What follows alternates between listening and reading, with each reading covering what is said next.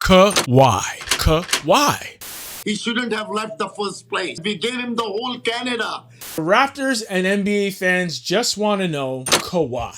It's been said that Kawhi Leonard could have had a deal with Cade Cunningham and the Detroit Pistons, who finished first in the East and just added John Collins, by the way.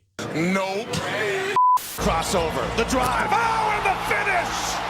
They also mentioned those Timberwolves over there in Minnesota with NBA superstar Anthony Edwards, who just added LaMelo Ball into the fold. But again, Nah, I won't do it to my boy.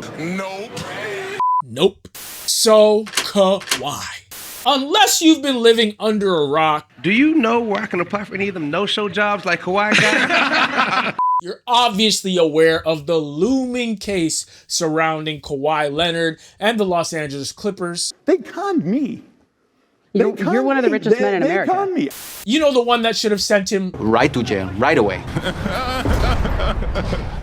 for circumventing the salary cap and trying to grease his palms and the palms of his uncle Dennis to the tune of $28 million.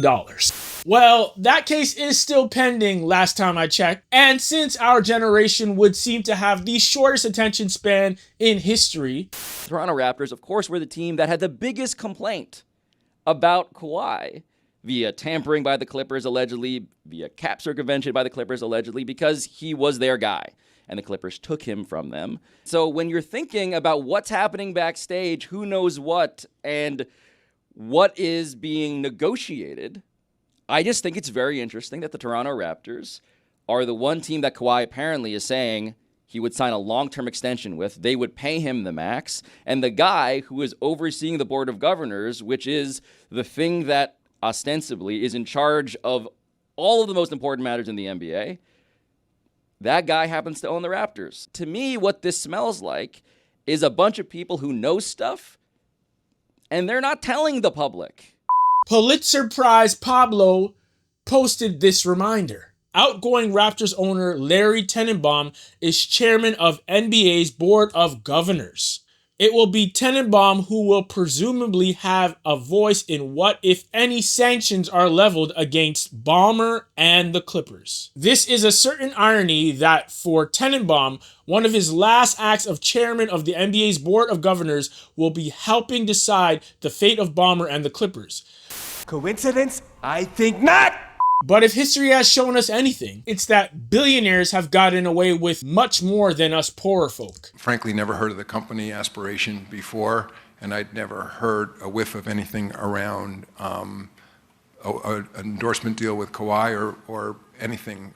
I don't know anything about the court documents on this. I haven't seen them, and I don't know. I'm not trying to be, I don't know. I really don't know. Y'all heard of the quote, "too big to fail"? Many conspiracy theorists and people who read past the headlines think that this is the Kawhi.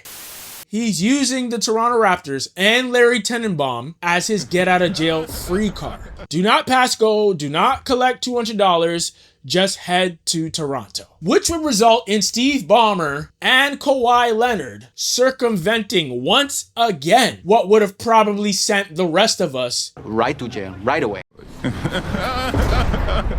But there is a bright side. So you're telling me there's a chance? Well, no, I don't think there's any chance that this isn't exactly what Pablo Torre was warning us about.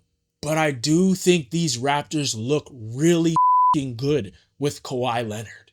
I can't believe we traded a mid-range guy with questionable defense and a white guy for Kawhi Leonard. Twice! 2 times!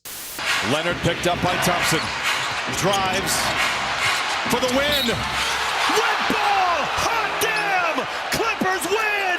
And I'd like to argue that last season might have been the first time in a long time that Kawhi looked as good, if not better, than his championship with us. 27.9 points per game, 6.4 rebounds per game, 3.6 assists, shooting 50.5% from the field and 38.7% from three. He's also looked his healthiest in a very long time. He played 65 games last season. That's one more than Victor Wembanyama. And I'd usually never mention an All-Star game in this conversation, but yo, y'all remember Kawhi? We was in the locker room just watching it. I'm texting in the group chat like, damn, this guy's killing. How hot? Oh, this is going to be white hot. White hot. He's got 11 straight. That boy was cooking, frying. If the Clippers didn't have such a vomit-inducing start to the season, nobody wanted to see Kawhi Leonard in those playoffs. And so now we take the latest version of the Claw, we pair it with defensive first-team snub Scotty Barnes, the young stud that is YMCMB, or Colin Murray Boyles for those that aren't local, Mr. From Toronto for Toronto, RJ Barrett, Mr. Call 5 Quickly. Hello? Just saw it. You're the new spokesperson for Clutch. You know I'm not. You're my agent. That's Quickly coming back up. Oh, no! Oh! No! Emmanuel Quickly wins it for Toronto! And Jakob Broski, it's looking like scary hours back in Toronto. Now, yes, we do still need a big. Jakob and his health just can't cut it. I doubt he can make it through the season. And let's face it, there is a world where Kawhi's body breaks down again. But it is super easy to focus on the negative. And on this channel, we don't do that. So to the Raptors fans that are comparing this Kawhi second chance to taking back your two-timing, goal-digging, toxic ex-girlfriend, I completely understand where you're coming from. I completely get it. I get it. Your feelings are valid, but that's the trauma talking. If we take all of the emotion out of the equation and tackle this choice from a logical standpoint, a robotic standpoint, the Raptors are now top 3 in the East. Toronto is a team that I think is now very formidable. You add Kawhi Leonard, who had a brilliant season last year, second team All-NBA, one of the best seasons, frankly, of his career. I think this now becomes a team that is instantaneously a top 3 team in the Eastern Conference.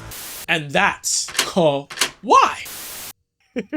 As usual, y'all let me know what y'all think in the comments below. Y'all think us getting Kawhi Leonard again, a second shot, you think this is really going to do what I think it might? Or are we just playing ourselves? He's going to get hurt again, and we just threw away Brandon Ingram, Grady Dick, and a bunch of picks for nothing. Y'all let me know what y'all think in the comments below.